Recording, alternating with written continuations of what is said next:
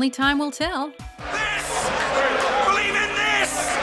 Believe in God, not man! Welcome to WatchMojo.com, and today we're counting down our picks for the top 10 historical predictions that turned out to be false. For this list, we're looking at prophecies, guesses, or projections that were made in history that turned out to be painfully false. That's all right, I don't mind a bit. These include some of the worst future forecasts by notable individuals regarding significant historic events, be it the end of the world, medicine, science, war, or politics. We're also taking into account who supposedly made the prediction, because if it's someone who should have known better, it makes the fail that much worse. It's very difficult to foresee what may happen many years ahead. Number 10. This book shouldn't shock anyone's religious sensibilities. Charles Darwin on the Origin of Species. Darwin was unleashing a new vision of nature, where species evolved independently from the guiding hand of a creator. Science versus religion, evolution versus creationism. It's an ongoing debate that may never truly be settled. But Charles Darwin really rocked the boat. Shouldn't men of science be free to investigate each and every means by which new species come into being? If by that you mean wild accusations about man's ancestry, the answer is no. To destroy man's unique status is to open the floodgates to anarchy. His groundbreaking book suggested all beings were descended from the same ancestors, scientifically describing the theory of evolution. To say he saw no good reason why the views given in this volume should shock the religious sensibilities of anyone was a pipe dream. Darwin certainly didn't think that evolution spoke either for or against the unprovable existence of God or a form of God. Darwin's On the Origin of Species not only presented mankind with another point of view on life and existence, it also challenged religious beliefs. Shocking? Definitely. That's a very great assumption, Charles. Well, if I'm wrong about that, I'm wrong about everything. Number 9. I have no faith in aerial navigation other than ballooning. William Thomson, the Lord Kelvin. Civil aviation is in the news.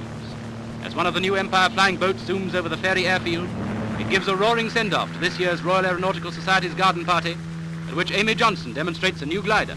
Air travel has received plenty of scrutiny over the years, but one of the most famous cynics was the late mathematical physicist, the Lord Kelvin.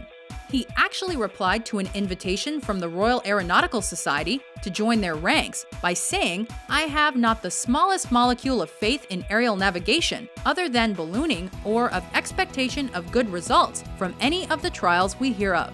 As we all know, aircraft have become incredibly important to world travel, so this one was proven most definitely false. I believe that over time, we will all move around the planet in a very different way. Selling planes to rich people is more fun than rock and roll. This is rock and roll for grown-ups. Number 8. There is no likelihood man can ever tap the power of the atom. Robert Millikan, winner of the Nobel Prize for Physics. When things break apart, they tend to release the energy stored in whatever was holding them together. Now, it doesn't matter whether that's an atom or a stretched elastic band. Although the atom was split back in 1917, harnessing its energy was a different thing altogether. With many brain boxes working on the ins and outs of it, one physicist, Robert Millikan, claimed that man would never fully harness its power. Well, it may have been a scattered timeline of progression, with the first nuclear bomb test in 1945 and the first nuclear power station in 1954, but it was finally accomplished. And voila, electricity on demand and Nobel Prize winner taken down a peg. And what I end up with is two smaller high-energy elements flying off in opposite directions. Now, when that's an atom, those two smash into their surroundings, warming things up. Number 7. I do not foresee spaceships to the moon or Mars. Dr. Lee DeForest, an American inventor. Space exploration, a subject packed with interesting foreshadowing. In a way, the situation is like that in Europe before 1492. The general consensus in the early 20th century was that man might never reach the moon. But DeForest took that thought further, saying that to place a man in a multi-stage rocket and project him into the controlling gravitational field of the moon, all that constitutes a wild dream worthy of Jules Verne. I am bold enough to say that such a man-made voyage will never occur, regardless of all future advances. This theory was, of course, smashed to smithereens following the space race and a subsequent moon landing in 1969. It's one small step for man, one giant leap for mankind. Number 6. Stock prices have reached a permanently high plateau. Irving Fisher, an American economist. The stock market is unpredictable, so the last thing you want to do is bet your reputation on whether it's going to thrive or plummet. Stocks have fallen in a week 30%, and a week ago they had fallen some 10% from the previous high of this year. Unfortunately, that's exactly what economist Irving Fisher did in October 1929. October 24th, 1929, Black Thursday, is often considered to be the beginning of the crash. He claimed the market had reached what looked like a permanently high plateau. 3 days later, the stock market famously crashed, leading to the Great Depression. It was a while before people listened to Fisher's 2 cents again. And it was also a while before he had 2 cents again, as he lost his fortune in the crash. Possibly in the end, this experience to some people may be a blessing in disguise. Number 5. There will not be a woman prime minister in my time. Margaret Thatcher, the UK's first female prime minister. Would you like to see a woman prime minister?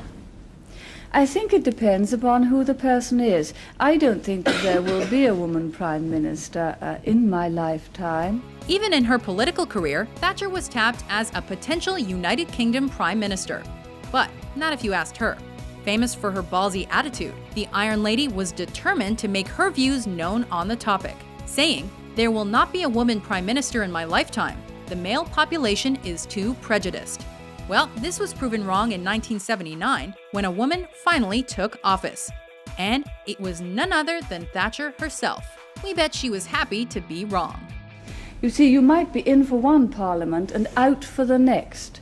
Now that's why it's important that you should also have another career to turn to, so that when you're thrown out, you can earn your living straight away in some other way. Number 4. You will be home before the leaves fall from the trees.